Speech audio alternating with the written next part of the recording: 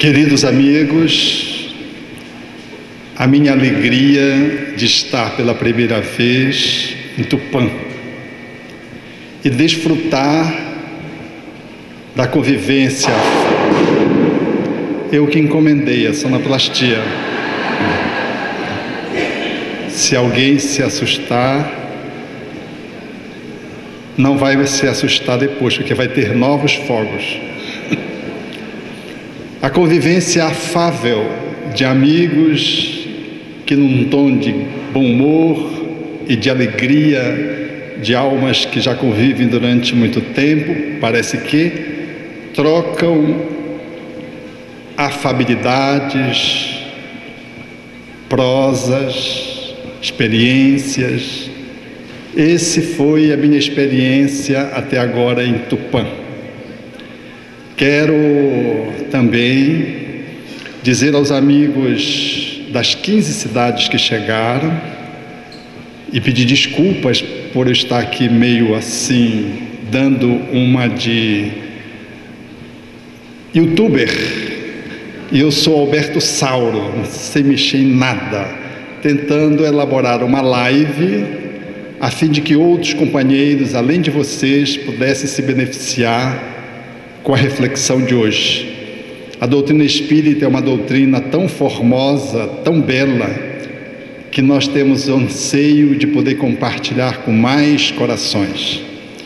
Logo após a palestra, no entanto, nós vamos estar aqui até 1h da manhã, disponível para os companheiros que vieram de Marília e das outras cidades, compondo 15 cidades nesse encontro feliz.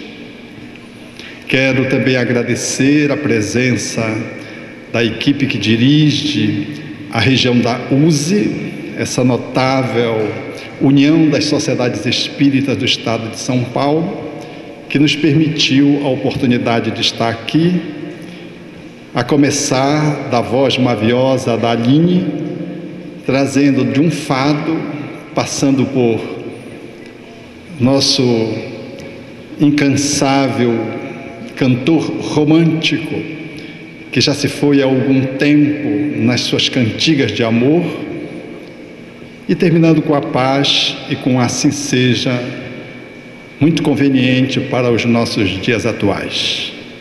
De todo, o nosso toque de açaí em São Paulo, para que as nossas vidas possam se tornar mais fecundas e mais brilhantes.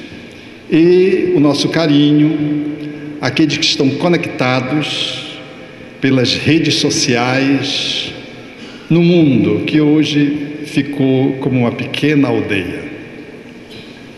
Amai um ao outro, mas não façais do vosso amor um grilhão,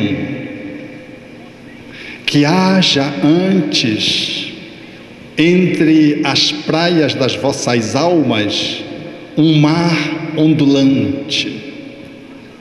Cantai, dançai, vivei a alegria juntos, mas deixai cada um ficar a sós, como as cordas da lira, que estão separadas, mas estão juntas na mesma melodia. Estais próximos, mas não próximos demais, porque o carvalho e o cipreste não crescem um à sombra do outro. É a fala de Khalil Gibran, o notável poeta árabe que se asilou nos Estados Unidos, permitindo que pudéssemos desfrutar dos encantos da sua mensagem. Khalil Gibran nos trouxe essa riqueza que nos enseja hoje, nesse encontro feliz, experimentar a possibilidade de analisar as relações românticas. Quando duas pessoas se entrelaçam na relação de enamoramento um com a outra, ou estabelecem uma vinculação de tal nível que compõe uniões estáveis ou casamentos de conformidade com a cultura de cada lugar, com a legislação de cada país, com a possibilidade dos costumes das diversas geografias do mundo. O relacionamento entre duas pessoas, do ponto de vista da amorosidade, é sempre desafio. E ele é um desafio porque temos dificuldade de nos relacionar conosco mesmo, porque nós só conseguimos amar alguém com amplitude quando nós somos capazes de poder estabelecer uma relação conosco mesmo de alto amor. Mas é tão difícil amar-se. O relacionamento de alto amor que a tradição cristã já traz de 3.000 anos atrás, amar o outro como a si, na fala de Moisés, e no replicamento que Jesus faz, repercutindo esse mandamento numa experiência vivencial, ele ainda hoje é um extraordinário desafio. Porque nós somos com o outro na medida em que somos conosco mesmos. Se nós não conseguimos lidar com a nossa própria realidade interna, que traz muitas contradições, como lidar com o amor pelo outro, que traz o outro, tanto quanto a gente, inúmeras contradições. É muito difícil, portanto, se eu tenho dificuldade de lidar com os meus conflitos internos, como lidar com um conflito com o outro que caminha conosco? E a despeito de estarmos enamorados pelo outro, de estarmos apaixonados pelo outro, ainda assim é muito desafiante. É verdade que o apaixonamento enseja uma relação inicial de enceguecimento. Quem está apaixonado sempre deixa de ver as coisas como são. Fica meio que surdo, meio que cego, meio que movido pela paixão, ser lançado na relação em relação ao outro. Foi a questão 907 que Allan Kardec indagou dos espíritos se a paixão, esse movimento tão frenético da natureza, se ele estava realmente fazendo parte desse caminho natural da vida. E os espíritos disseram que sim, e de que a paixão nos remetia para grandes realizações, mas de que o mal estava no abuso que fazemos dela, e de que era a paixão que abria espaço para o sentimento. Era ela que vinha abrir um campo para que o amor pudesse se consolidar.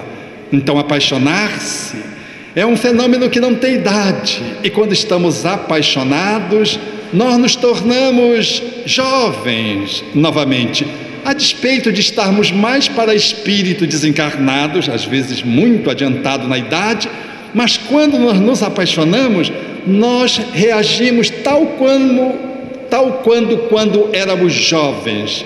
Um jovem apaixonado, de repente o banho passa de 5 minutos, antes é menos, depois é de mais de 5 minutos. Ele cantarola, oferece-se para ajudar nas atividades domésticas, faz a barba que ele ainda não tem.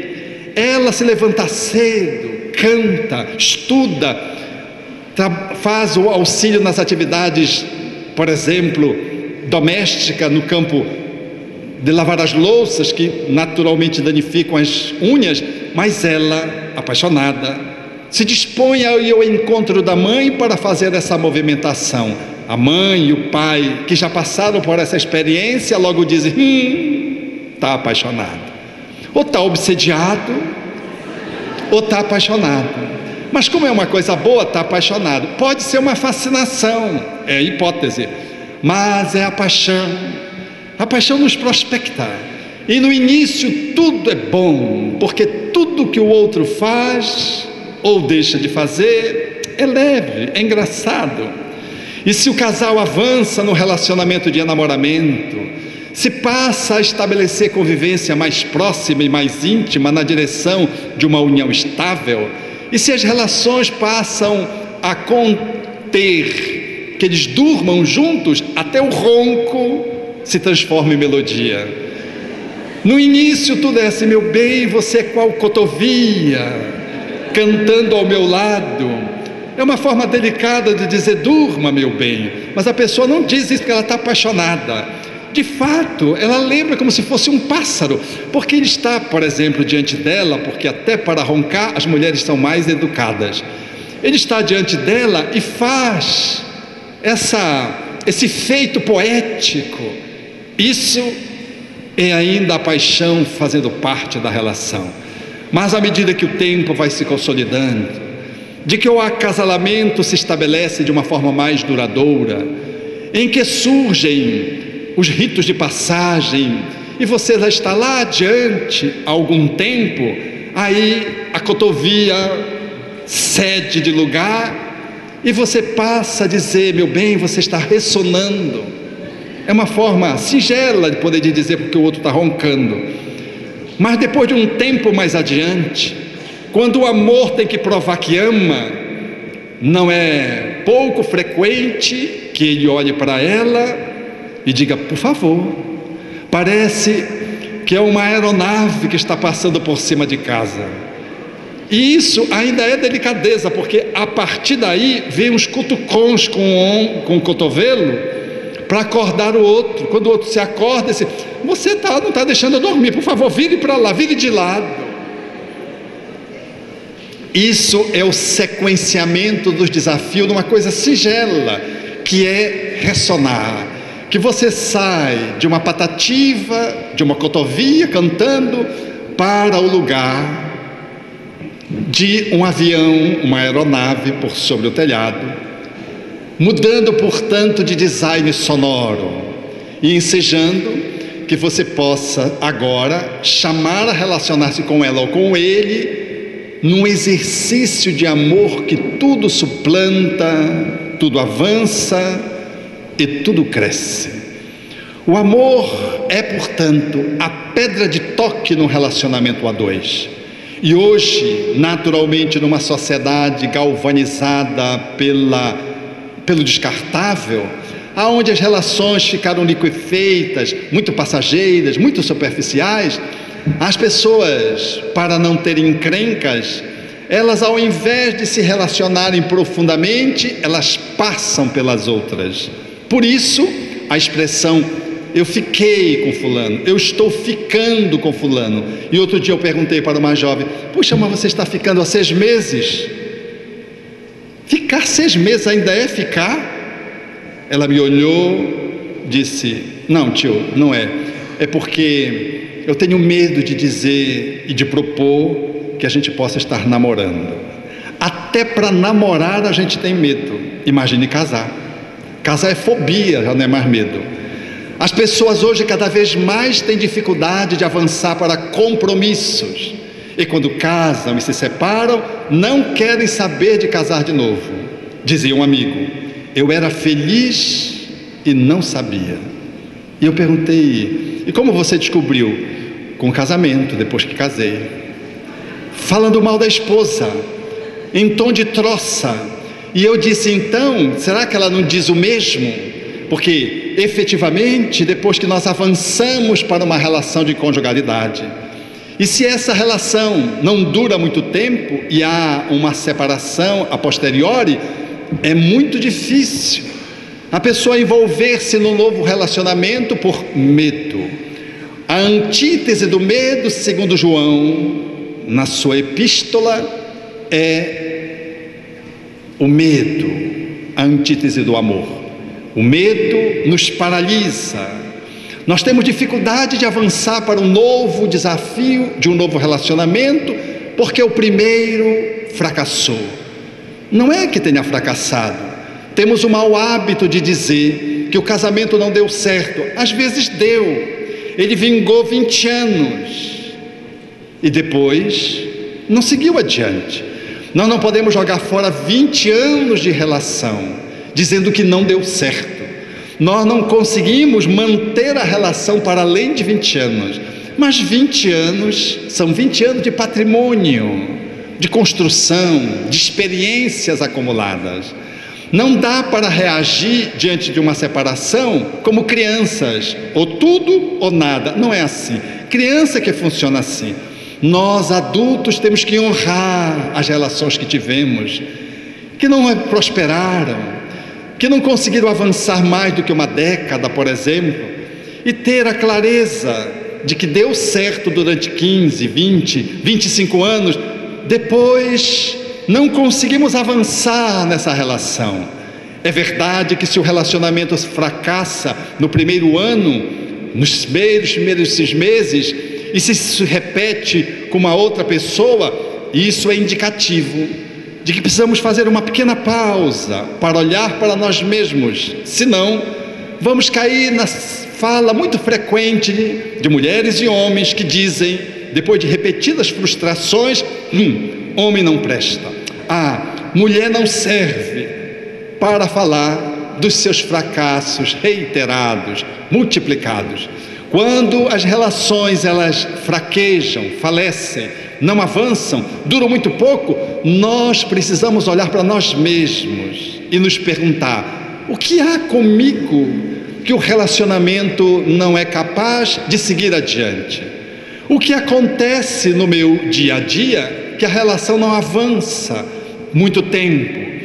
O que suscita dentro de mim que eu não consigo me relacionar afetivamente, amorosamente com os homens com quem eu estabeleço vínculos, ou com as mulheres com que eu passo a estabelecer conexões afetivas? Essas perguntas precisam ser feitas. Ao invés de se acusar fora, temos que se olhar dentro, porque o relacionamento, qualquer que seja ele, mesmo as relações não amorosas, elas são desafiadoras. Coloque duas pessoas uma ao lado da outra e logo elas começam a se desvelarem uma para a outra, seja no trabalho, na comunidade, na religiosidade, no centro comunitário, nas relações de entretenimento. O tempo começa a transcorrer e começam a surgir os conflitos.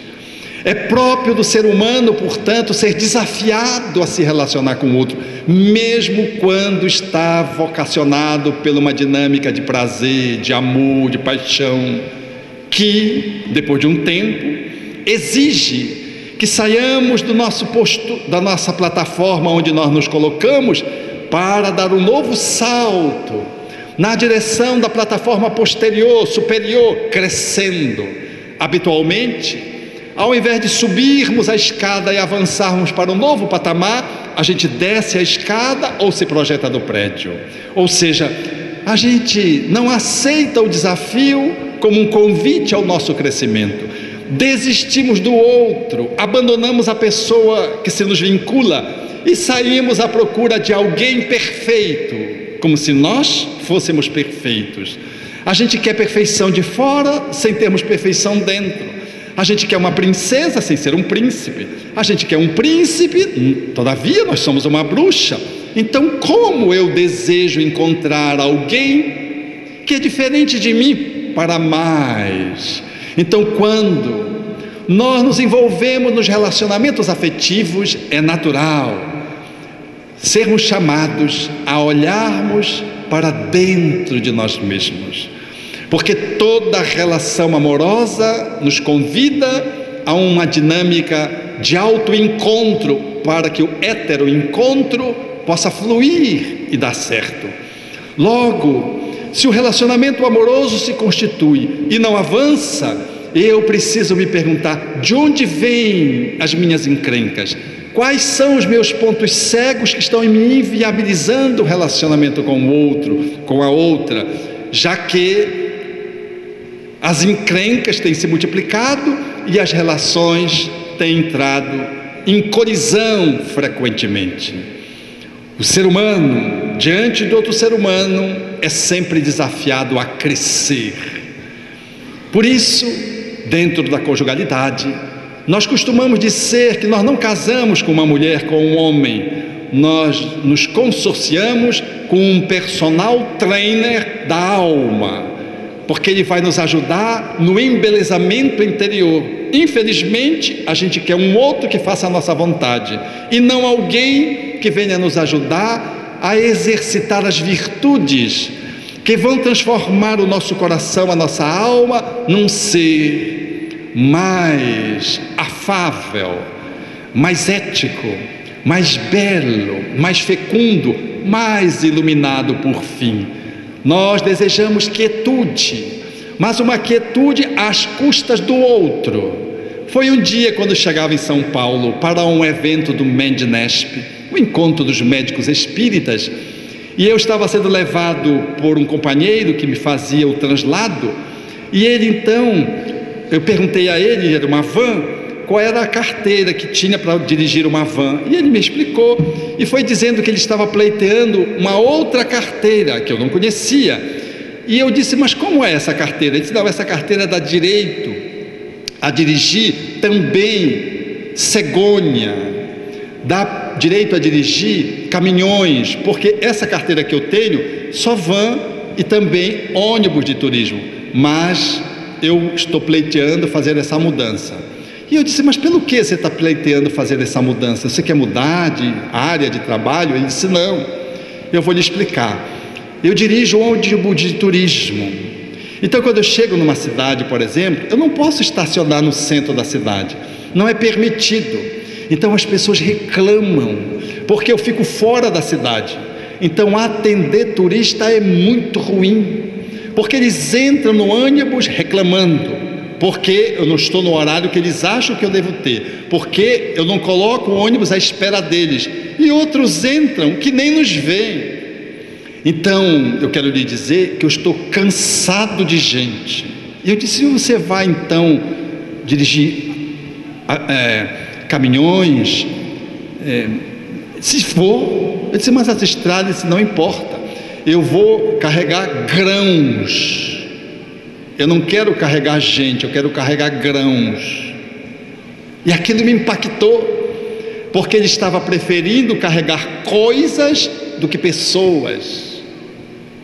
Há muitas pessoas que não querem se relacionar afetivamente uma com as outras e se relacionam apenas com os animais, porque tem medo de se relacionar com as pessoas, e até dizem, não, gente, mas ela é gente também, ela esquece que ela é gente, então ela se enche de animais na substituição de pessoas, porque as pessoas como que não prestam. Mas quando ela qualifica assim, ela se inclui, porque ela é da mesma natureza. Então agradeça se você está ao lado de alguém namorando, ou casado, ou recasado, e se esse alguém exige de você, porque esse alguém que chega é o teu personal trainer, vai te ajudar a tu seres uma pessoa melhor, tu vais te engrandecer se tu tomares a relação como um desafio à tua capacidade de amar mais um pouco, porque o amor é feito das diferenças e não apenas das similitudes. A gente tem a impressão que uma boa relação são de duas pessoas iguais, mas nós esquecemos o que seria duas pessoas iguais, casadas, ciumentas, duas pessoas tirânicas casadas, juntas, duas pessoas arrogantes convivendo juntas, não ficavam nem um mês, ou teriam muita dificuldade. Então, não são pessoas iguais que dão certo. O que dá certo numa relação amorosa, na superação dos conflitos, são duas pessoas que se amam, porque todas as relações, elas têm aspectos semelhantes e aspectos diferentes. Eu duvido, se você pensar na sua esposa, no seu esposo, no seu namorado, na sua namorada, ou naqueles que você já teve, se não tinha aspectos que eram iguais e aspectos que eram muito dessemelhantes. Então uma relação rica não é uma relação de pessoas iguais. Às vezes pode ser bom você torcer pelo mesmo time, por exemplo, duas pessoas em Belém do Pará torcendo pelo Paysandu, que é o melhor time da cidade, então vai ser notável. No entanto, se essas duas pessoas elas forem egoístas, esse relacionamento vai ter muita dificuldade no dia a dia de sobreviver, porque um vai sempre pensar em si primeiro, depois em si e talvez no outro, se sobrar comida, se sobrar tempo, se sobrar. Mas meu bem, você não lembrou de mim? bem, esqueci, mas parece que está com Alzheimer, esquece sempre. É que a pessoa só olha para o seu umbigo, não olha para o outro. Então o que é bom numa relação não é ser igual, é bom amar, para valorizar as similitudes boas e trabalhar aquelas que não são tão boas, para valorizar as diferenças como processo de troca. Por exemplo, no meu relacionamento de conjugalidade, eu sou uma pessoa assim muito assim, floral. Eu gosto de cores vibrantes, chamativas. Se vocês me verem assim no aeroporto, muitas flores, sou eu que estou lá, um pedaço de flor da Amazônia chegando, porque eu gosto. Mas a minha esposa é clean, é tom sobre tom, discretíssima. Então vocês imaginam, eu floral e ela clean. E uma vez eu comprei uma camisa roxa, que do centro dela saiu amarelo ouro, como se fosse uma explosão galáctica. E eu caí na besteira, eu estava em Brasília, fazendo um curso, caí na besteira de perguntar para os amigos. A pior coisa é de perguntar para os amigos, porque os amigos são de um carinho, eles sempre mentem. Eu perguntei, que tal? Disse, lindo, lindo. Eu levei achando que era lindo. Quando eu cheguei, mostrei para ela, ela olhou, fez um silêncio, e depois disse assim, está bom para ir à praça no domingo, na feirinha. A feirinha dos hippies.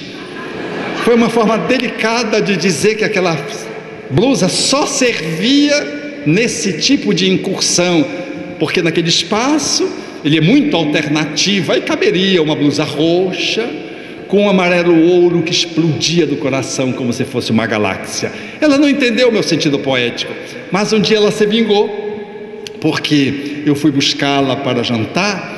E quando eu me aproximei com o automóvel do meio-fio para apanhá-la, ela já tinha descido do apartamento, ela tinha ido trabalhar os cabelos, dar um novo toque. E como os cabelos ruivos geneticamente decrescem, é um cabelo em extinção, ela foi colocar ruivo, porque também estava na moda. E a tinta pegou mal e ficou róseo o cabelo dela. E quando eu cheguei no meio-fio, eu vi aquela cabeça rósea. Estava na penumbra, debaixo das árvores, que são mangueiras na Amazônia. E eu olhei, ela entrou, eu disse, o que foi? Ela disse, pegou mal. E eu disse, por que não pegou bem? Porque ele errou na tintura. E por que não mudou? Porque não pode mudar, senão os cabelos caem. Tem que esperar o marido morrer primeiro, de susto, e depois... E nós fomos para o restaurante. Foi maravilhoso naquele dia, porque eu nunca fui tão visto e olhado como naquele. Eu entrei com ela, parece que eu estava entrando no tapete vermelho em Hollywood. Todo mundo nos olhava. Vocês viram aquele filme O Quinto Elemento? Era aquela cabeça, o quinto elemento.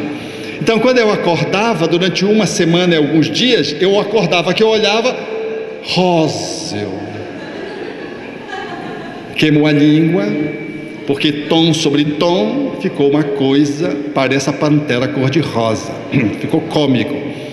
O relacionamento saudável é aquele no qual, portanto, nós sabemos articular as nossas diferenças. Você pode achar que tem razão, mas o outro também tem razão do seu ponto de vista.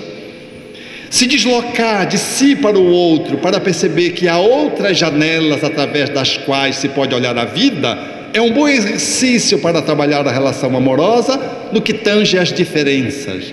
Porque olhar pela uma janela de um térreo de edifício confere uma visão, mas subir para o segundo andar, outra visão. Mas se você vai para o 30º andar, é uma outra percepção da realidade. Olhar a casa de cima é uma percepção, mas do porão é uma outra percepção. E tudo é verdade, mas é verdade de um ponto de vista. Mas quem está no sótão acha que tem razão em relação a quem está no porão. E quem está no porão acha que está falando da casa com mais assertividade e razão do que aquele que está no sótão da casa. Olhar para o outro e perceber que o outro tem o direito de ser como é, tanto quanto você, é um dos atributos do respeito, manifestação clássica do amor. Se você ama o outro, aceite-o como ele é. Ainda que ele não goste de açaí, lamente, mas aceite-o. Porque o outro tem o direito de gostar ou não gostar, disso ou daquilo, de vestir-se disso ou daquilo, e no modo de ser igualmente. Às vezes nós queremos modelar o outro como nós somos e desrespeitamos o outro no exercício de poder dentro da relação, procurando manipular o outro. Não é ajudar o outro a refletir para que ele se transforme se ele acha que é necessário. É tentar manipulá-lo e imprimir de uma forma castrativa que o outro se modifique ao meu sabor, segundo o meu critério, que é o certo. Isso é um desrespeito para com o outro. E se o outro cede, surge uma relação desigual, alguém que manda e alguém que obedece. A relação não tem ruídos, por assim dizer, de conflitos, mas é uma relação muito ruidosa interiormente. Eles não brigam socialmente, porque alguém está como escravo, subserviente à vontade do outro, seja do homem, seja da mulher, e está obedecendo cegamente, mas está, como todo escravo, esperando o momento para se libertar. No dia que o escravo cansa de ser escravo ou não aguenta mais, ele irrompe e tem uma reação em casa. E é comum o outro cônjuge se assustar: mas o que deu em você? E a pessoa diz que rompeu numa atitude às vezes agressiva, teve um quadro de histeria, e a pessoa diz: eu não aguento mais viver essa relação. É curioso como nós nos colocamos subservientemente à pessoa que nós amamos, quando a relação de amor deveria ser uma relação de autenticidade, onde o acolhimento de parte a parte tinha que ser amplo, ainda que não concordemos com esse ou aquele comportamento, esse ou aquele jeito, esse ou aquele gosto, mas se nós amamos, nós precisamos acolher o outro. Quando nós impomos ao outro, nós estamos negando a sua individualidade, nós estamos subvertendo a sua identidade enquanto pessoa. Ele não pode ser ele. Eu amo uma pessoa que eu manipulei, e essa pessoa se deixou manipular, e ela não é ela. Ela é um fake. Ela é uma imagem falsa de si mesmo para agradar o outro da relação. Outro dia eu vi uma esposa me confidenciar. Eu disse: eu fiquei tão decepcionada com meu esposo. Eu disse: mas pelo quê? Porque eu descobri que há 30 anos ele ouve comigo músicas que ele não suporta. Eu disse: mas como assim? Eu disse: eu achava que ele gostava de músicas countries, mas ele não suporta essas músicas. E quando ele me disse isso, eu disse: mas por que você não me disse? Ele fez assim. Ela então me falou: não é possível que ele não tenha conseguido me dizer que ele não gostava de música sertaneja. E passou 30 anos comigo e eu achando que ele adorava. E aí que eu botava música sertaneja, porque eu gosto, e ele, falta de espaço para que eu possa me colocar. Nada contra este ou aquele estilo musical que o outro gosta. Eu posso respeitar, desfrutar, participar em alguns momentos, mas eu não sou obrigado a só ouvir a música segundo o estilo do meu parceiro, da minha parceira, que coloca no carro, que ouve em casa. Qualquer que seja o encontro musical, aonde entra a música, vem o estilo do ditador ou da ditadora. Eu não sou obrigado. Nós podemos partilhar. Vê lá aquela música, como diz o meu neto, aquela música de morto, que são as músicas clássicas, e depois vem a música dos vivos, que é o rock. Ele adora rock. E aí, se essa música é de morto, tio, eu digo: pois é, vou. Eu digo: pois é, música de morto também é música. Aprenda a ouvir música. Veja aí, veja que aquela casa dá vontade de dormir, por isso que é música de morto. Eu digo: pois é assim mesmo. Música de morto faz dormir ou faz acordar a alma. Você só até agora está dormindo no corpo. Mas eu gosto mesmo da música de rock. Eu digo: também é bom, eu também gosto. E assim nós vamos compartilhando nas relações amorosas, mais ampla do que relações a dois, os nossos gostos, respeitando o gosto de cada um. O relacionamento não é delicioso porque nós concordamos sempre, porque a gente tem a impressão que um bom relacionamento romântico são de duas pessoas que sempre concordam. Não é verdade. Um bom relacionamento são daquelas pessoas que, a despeito de discordarem, elas conseguem coabitar e conviver uma com a outra em regime de compreensão. Eu aceito você e você me aceita. Como de dois amigos que se relacionam, não amorosamente no sentido romântico, mas amorosamente no sentido da amizade. O bom amigo não é aquele que pensa como eu. O bom amigo é aquele que senta do meu lado. Ou seja, ele pode pensar do jeito que ele pensa, mas eu penso do jeito diferente, mas nós somos amigos. Bem em dia com o filme que está passando na biografia de Elton John, cujo amigo talvez seja a demonstração mais cabal de um amor que percorreu desde a juventude até agora a senilidade. A despeito do notável cantor britânico em desejar amar o amigo na adolescência enquanto parceiro de uma relação homoafetiva, e o parceiro declinar, não aceitar, por não gostar homoafetivamente de Elton, mas lhe sinalizando como ele era e o quão da sua amizade era artigo de boa qualidade e de fidelidade. Esse amigo que lá atrás declinou de um relacionamento afetivo sexual com Elton John se transformou, talvez, no maior patrimônio de amor que o cantor teve ao longo de toda a sua vida profissional e afetiva. É bonito ver isso, porque é uma relação de respeito. O amor que ama cede sem se violentar, expõe sem impor. Quando nós transformamos o outro em objeto da nossa manipulação, da nossa pressão, da nossa compressão, da nossa castração, o amor falece, começa a arranhar, começa a machucar o outro. Quando eu deixo que o outro me violente, me machuque, me silencie gostos, motivações, estilo de ser, o amor começa a ceder lugar a uma insatisfação, depois ao tédio, depois à indiferença e à separação. Por isso que amar, na fala do Espírito Emmanuel, é um grande desafio. Quando nós nos relacionamos, diz ele, mais vale que os casais, que às vezes querem transferir a doutrina espírita para o parceiro ou parceira que não é, diz o Espírito Emmanuel, mais vale um gesto de sacrifício do que obrigá-lo a ler 10 livros à força.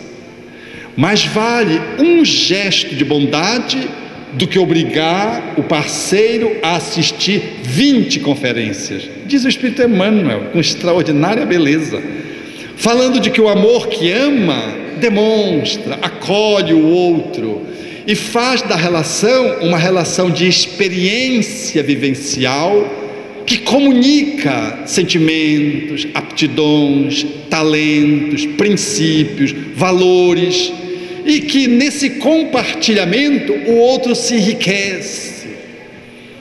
Uma vez eu estava na Espanha, num grupo de entretenimento. Eu fazia aquilo que os jovens fazem hoje, intercâmbio de línguas. Eu estava fazendo um intercâmbio de língua espanhola. E nos momentos de prazer, de entretenimento e brincadeira, nós estávamos juntos, éramos muitos brasileiros. E eu notei que tinha uma senhora, que ela era de uma alegria intensa.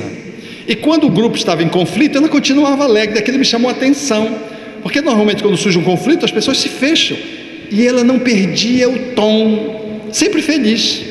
Então eu me aproximei dela num dado momento, mesmo não sendo tão curioso, e disse assim para ela, qual é o segredo da alegria? Ela me olhou e disse, o casamento.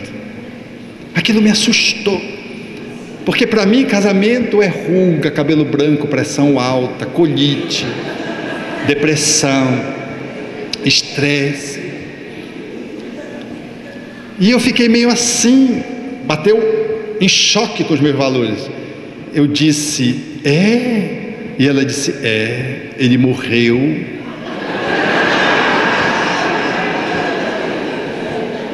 Quando ela disse ele morreu,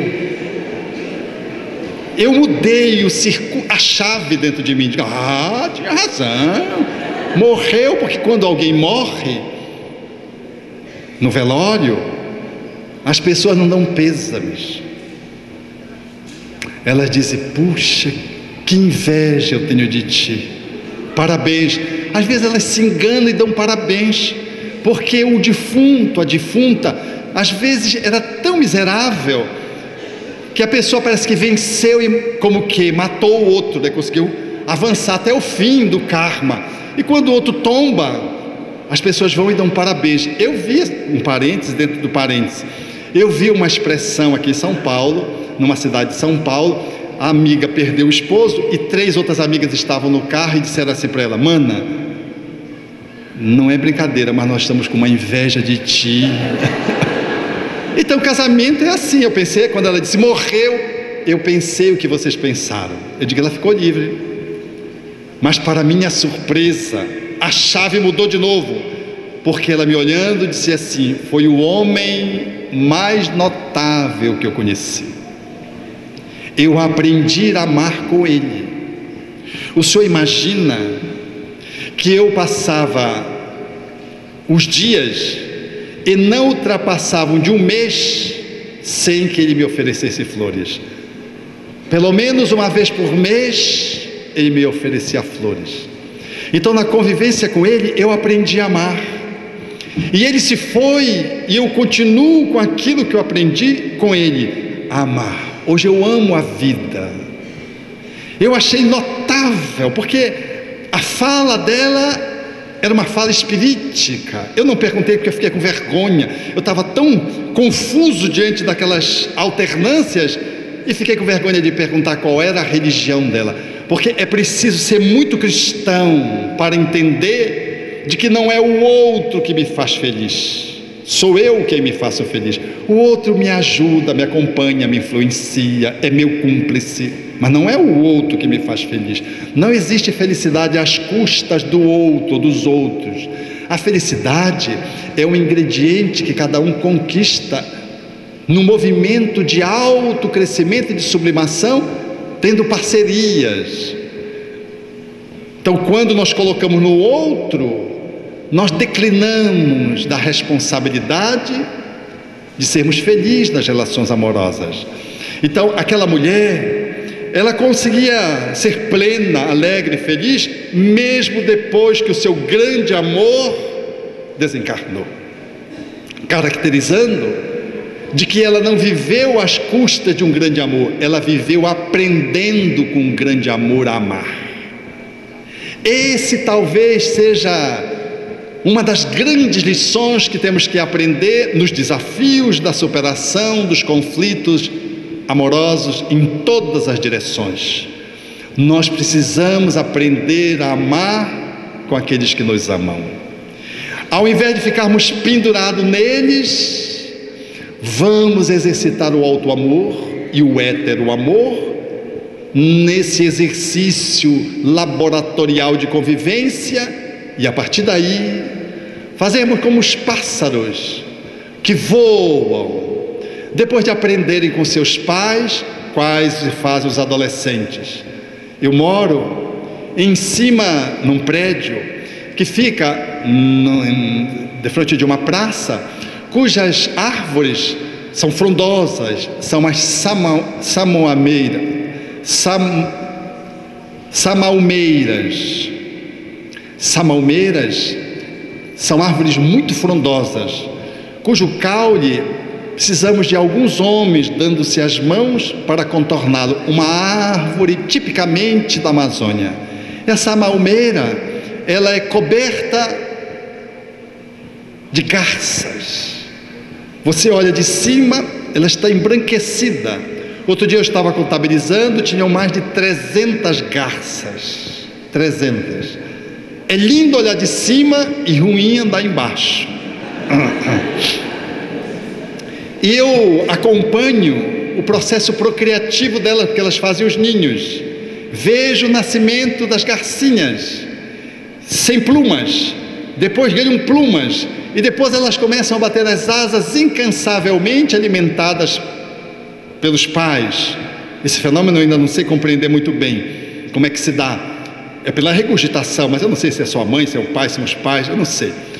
Mas é bonito, e elas acabam por ir exercitando as batidas das asas e começam a voar nos galhos em torno, para enfim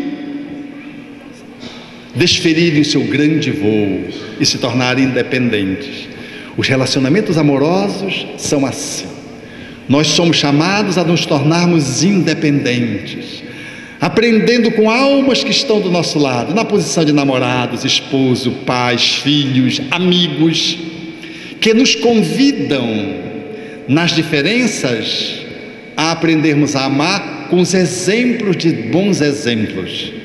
Mas os amigos, amores, pais, filhos,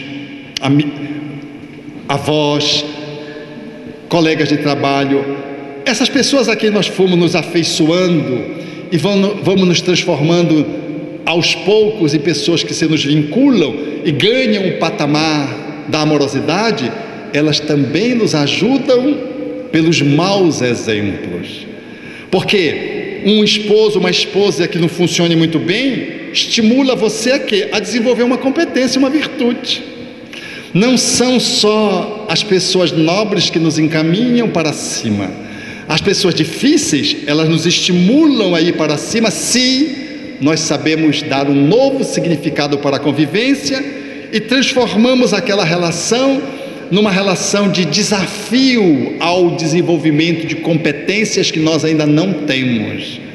Então, uma alma extremamente pacífica me ensina a pacificação, mas uma alma beligerante me ensina a desenvolver a pacificação às avessas, porque eu tenho que desenvolver a paz lidando com uma pessoa violenta, agressiva, que só fala gritando, que esbraveja, que quer sair do braço no trânsito. E você, convivendo com uma pessoa desse naipe, você é chamado a desenvolver uma habilidade. Lembro-me de Chico Xavier, cujo amigo lhe trazia sempre piadas picantes. O amigo não era tão amigo, era mais um colega de trabalho. E todas as vezes que o Chico chegava, ele via: Chico, você não sabe da última, e contava aquelas piadas mais arrepiantes. E o Chico não entendia o pelo que ele fazia isso. E queixando-se para Emmanuel disse assim: Chico, ele traz para você o que ele tem de melhor. Ele traz a última é a melhor piada que ele aprendeu naquela semana. Então ele traz e compartilha com você. Isso é um gesto de amor. Por que você também não leva para ele a última e conta alguma coisa que seja útil para você, que você gostaria de compartilhar com alguém? Compartilhe com ele. Ele traz a piada picante e você traz o ensino edificante. Aí Chico entendeu e deixou de criticar o colega de trabalho que não tinha uma boa conversa e passou a acolher a intenção dele. Ainda que a piada fosse picante, a intenção era positiva, e passou a compartilhar do seu coração as excelências do Evangelho que ele tinha a oportunidade de desfrutar semanalmente na convivência com os espíritos nobres. Portanto, na convivência diária, nós podemos transformar as nossas vidas ao lado daqueles e daquelas que trazem as dificuldades inerentes ou que trazem as virtudes competentes. Daqueles que são amorosos, nós aprendemos. Daqueles que são difíceis, nós também aprendemos. Aprendemos, seja de um lado, seja de outro, com os nossos companheiros de viagem. Porque, em verdade, ninguém está acabado e pronto. E também ninguém é tão vil, tão vulgar, tão imprestável, que não possa conviver com você e que não tenha coisas boas para trazer para você. Todos nós temos coisas positivas e coisas negativas. Temos luzes e temos sombras. E quando amamos alguém, nós não trazemos só a luz, nós trazemos a nossa sombra, porque a nossa sombra a gente não vê, é sombra. O outro às vezes vê a nossa sombra, mas nós não estamos vendo. Mas não esqueçamos que nós outros também compartilhamos com o outro as nossas luzes, o que a gente gosta, mas levamos também a nossa sombra que a gente não vê. Então, se nós nos dispusermos a uma convivência mais aberta, a acolher o outro com a sua luz e com as coisas que não são boas, com as sombras, e se pudermos ajudar a refletir sobre aqueles aspectos que não são tão saudáveis, talvez um e outro possamos contribuir muito para que o relacionamento com o tempo seja um relacionamento que enriqueça corações.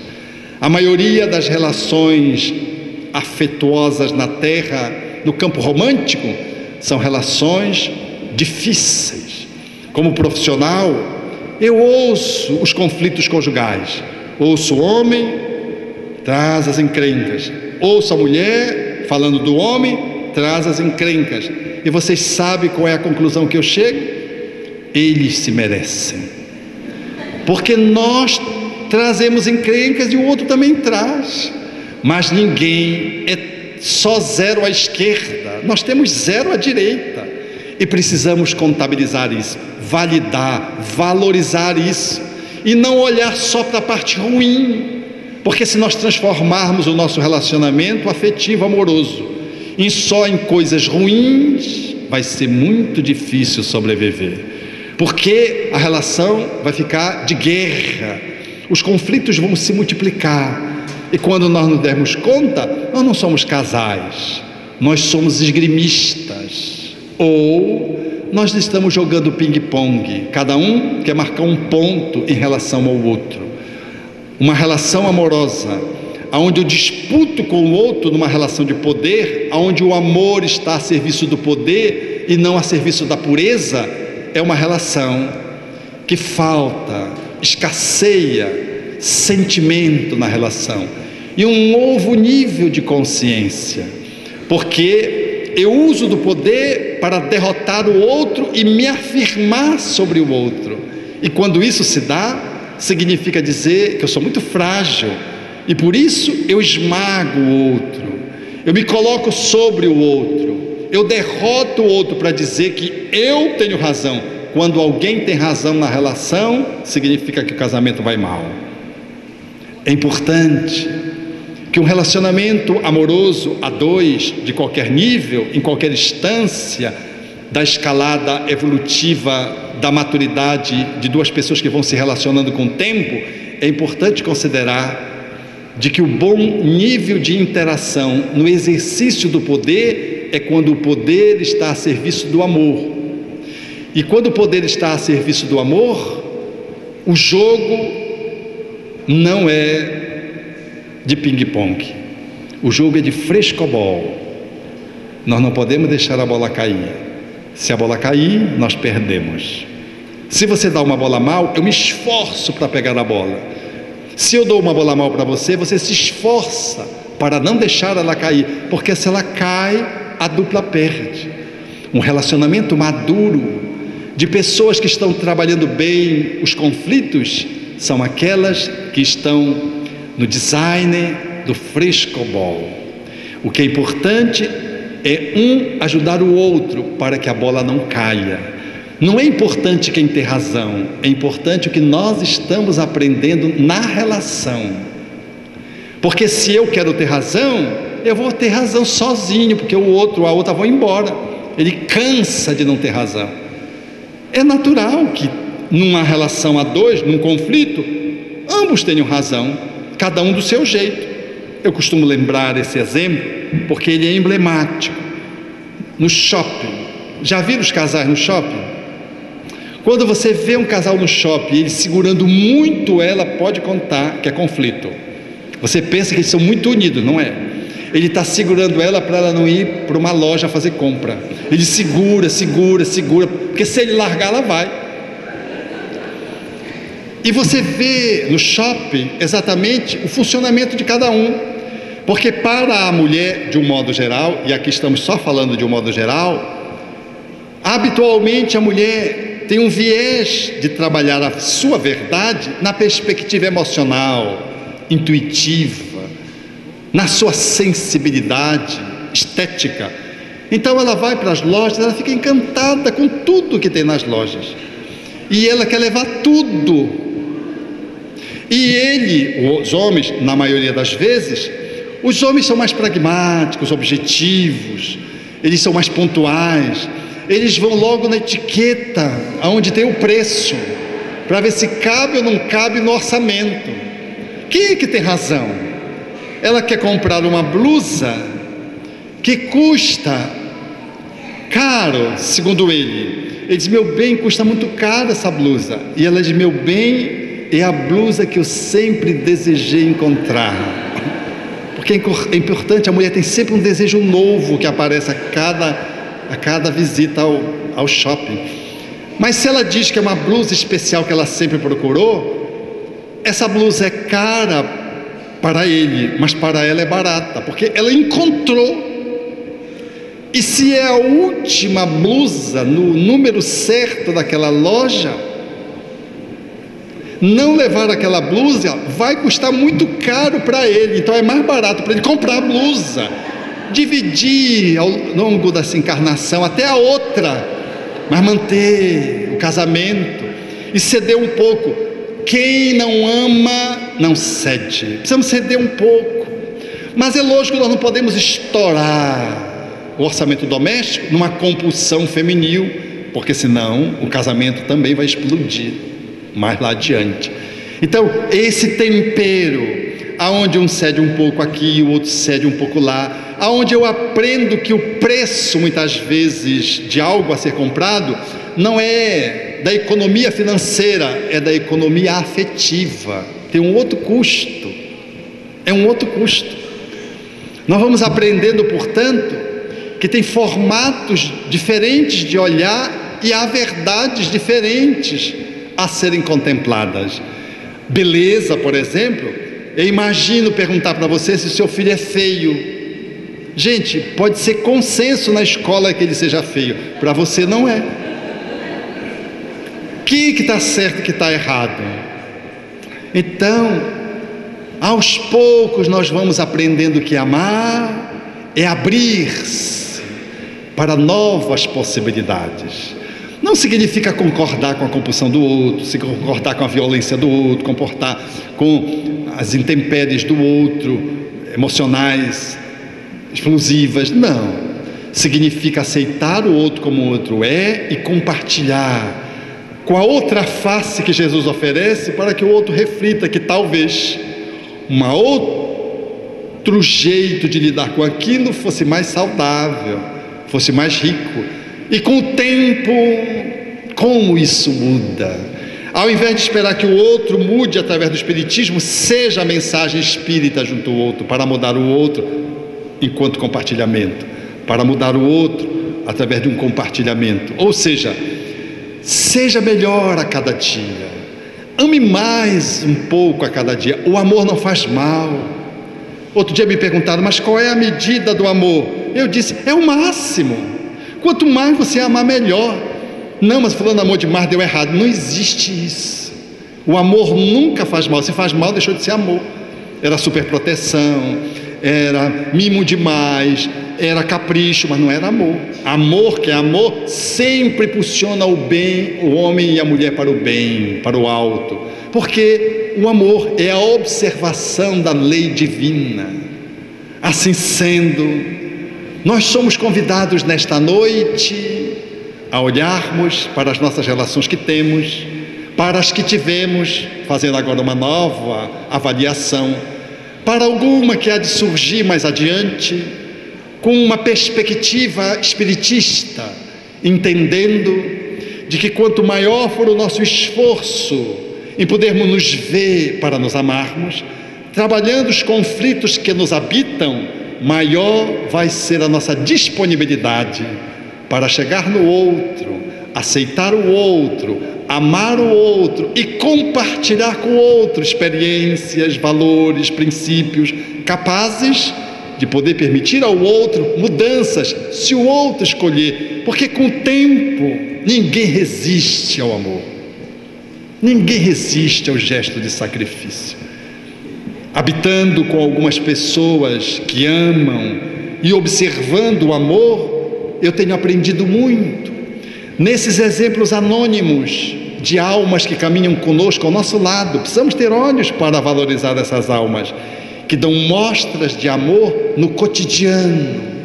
Eu fico olhando e digo quão essa pessoa é irresistível na sua capacidade de amar, o quão ela é capaz de poder, lidando com um filho autista, do espectro autista bem grave, ela é capaz de poder dobrá-lo numa relação de amor, de coabitação, de convivência, através da qual, em se amando, ela é capaz de espraiar amor para esse filho, e esse filho vai ganhando um novo impacto, uma nova formatação, e quando a gente vê aquele filho já deixou de agredir, deixou de morder, deixou de ter estereotipias que são muito frequentes nos autistas, tão graves quanto tinha, vai mudando. Nenhum milagre que não seja o milagre da convivência amorosa de alguém que dá para o outro aquilo que já tem dentro de si mesmo. Sejamos nós, no relacionamento a dois, aqueles que foquemos mais em nós para nos responder o quanto eu estou conseguindo de dar de amor para minha companheira, meu companheiro, ao invés de dizer o quanto ele está me amando, o quanto ela está me amando. Essa contabilidade não vai fechar nunca se nós ficarmos esperando que os outros nos amem para que a relação melhore. Ame você, e se o outro não corresponder a você, se o outro não der conta de seguir, se o outro quiser ir, respeite também. Você não pode obrigar ninguém a coabitar com você. Você não pode impor o seu amor, o seu estilo de vida a alguém que quer ter um outro estilo de vida, quer ter uma outra expressão de liberdade, quer ter outras experiências conjugais, afetivas. Respeite, porque o amor, que é amor, não aprisiona o outro, mas cuida, mas aconchega, mas não aprisiona. Porque o pássaro, o beija-flor, as borboletas, as falenas, elas comparecem ao jardim, vão e voltam. Elas não precisam de um viveiro, elas não precisam ser trancafiados num viveiro, porque os pássaros que estão trancafiados estão condenados a sempre cantarem melancolicamente e a viverem fora do seu hábitat. O amor, que é amor, solta, mas cuida, não prende, mas estabelece a relação de fidelidade e de validação desse amor. Esse amor, com essa qualidade, é que o Espiritismo tem nos convidado hoje, porque efetivamente, como diz Gibran, o nosso amor não é aquele onde está grudado no outro. O amor é aquele, a gente está junto, mas está separado, nessa dança da proximidade e da distância. Não é a distância que depõe contra o nosso amor, e não é a proximidade que diz que nós nos amamos, porque efetivamente o cipreste, ele não cresce do lado de uma árvore frondosa qual ele,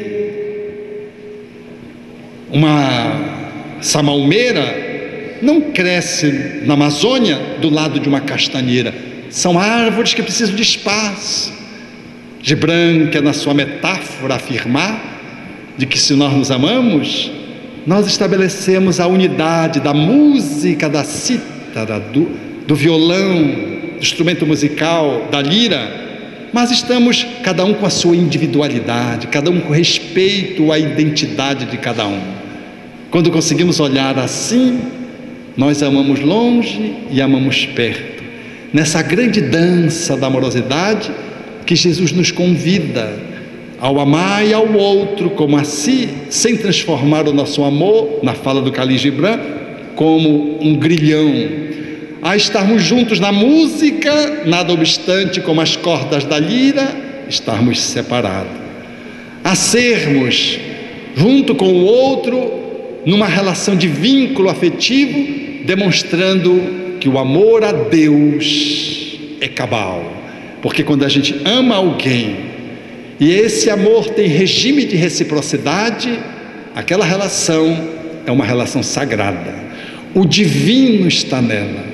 O casal, no silêncio ou na fala, revelam Deus, desvelam um campo de energias espirituais que nos encanta quando a gente vê um casal como espíritos em evolução que sabem tão bem trabalhar as suas sombras e compartilhar as suas luzes, no exercício de um amor que é capaz de enriquecer um ao outro, numa dinâmica de convivência longa, duradoura, que serve como um grande laboratório, porque ninguém pertence a ninguém. Nós estamos esposa, nós estamos esposo, nós somos espíritos imortais. Numa próxima existência, a sua esposa pode ser sua filha, seu filho.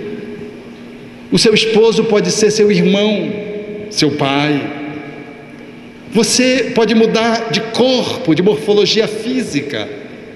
Tudo isso pode acontecer, porque nessa dança da reencarnação, nós vamos aprendendo a dar mais elasticidade ao nosso amor, para que o amor universal vá aos poucos coroando a nossa alma no embelezamento definitivo, na conexão com a divindade e no espelhamento do quanto Deus é Deus e é visto através de você, quando você caminha nas suas relações cotidianas, sejam as românticas, sejam as não românticas. Acabamos por ver Deus, sentir Deus, saborizar a divindade quando aprendemos a amar. E das relações, das mais desafiadoras que existem, são as relações românticas de acasalamento, são as que mais exigem dos seus pares uma cota de exercício capaz de engrandecê-los nessa existência. Mas se fizermos isso, estaremos vendo Deus na nossa relação, no ato de amar o outro, numa comunhão sexual que é tão nobre, tão bela quanto o ato de orar juntos, porque o sexo é tão sagrado quanto o ato de orar, de meditar. Pode ser profanado, como a oração pode se transformar num rito neurótico. Amar o outro, encontrar a outra e estabelecer uma comunhão afetiva na superação dos conflitos é perceber Deus como resultado da interação do amai-vos, para perceber em Deus, no amor a Deus, o supremo mandamento. E em chegando nesse ponto, nós entenderemos o porquê o poeta faz uma indagação repetida na exigência de buscar uma explicação para as maravilhas que a vida se nos oferece, ao dizer poeticamente: quem foi que fez o sol tão vivificador e sua luz tão pujante, cheia de fulgor? Os trilhões de estrelas que brilham nos céus e as nuvens vaporosas como densos véus, a mecânica celeste, o arcano profundo da eterna ciência que equilibra os mundos, os micro-organismos em desenvolvimento e os orbes gigantescos em deperecimento, o átomo e a nebulosa, a ameba e o serafim, e as origens das coisas que nunca terão fim, a virtude impoluta que não se modifica e a possante energia que a tudo vivifica. Quem foi que fez a chuva, o vento, o raio, o trovão? Fez a primavera, o outono, o inverno e o verão. O perfume das flores, os sons, o ar, os campos, as florestas, a terra, o céu e o mar, o infravermelho e o ultravioleta, e fez da lagarta surgir a bela borboleta, os clarões da luz do sol e o cantar do roxinol, Quem foi que fez as feras bravas, a asa de um inseto, a beleza de um ninho, deu agilidade à incrível pulga saltitante, fez o passo lerdo, tardo do elefante, e o colibri com nímia sutileza, sugando o mel das flores com tal delicadeza, o tatu escavando a cova em que se abriga, e a faina inesgotável da minúscula formiga, o inquieto macaco e o fogoso corcel, e a abelha trabalhando na construção do mel. Quem foi que fez a ostra, o golfinho, a baleia, e fez a engenhosa aranha tecendo a sua teia? E o instinto de conservação, como bússola infalível de orientação, guiando com acertos irracionais, sem nunca transgredir as regras naturais.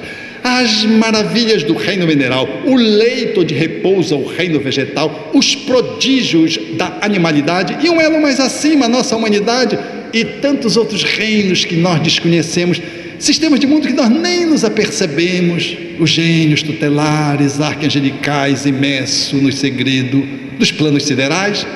Que maravilha é esta que eu não posso descrever com todo o dramatismo que eu pudesse ter? Artista inimitável, sublime e ilimitado, me ponho de joelhos e contemplo abismado e pergunto a mim mesmo com estupefação: quem criou tudo isso com tanta perfeição? Quem dá sem perder nada, paga sem dever, e a tudo movimenta sem nunca se mover, formando e transformando, criando e dirigindo, governando e agindo?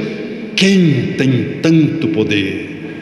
Pergunto às outras vozes: quem me podeis dizer? Eu vos peço, queridos irmãos meus. E as vozes me respondem: foi Deus, foi Deus, foi Deus. Obrigado.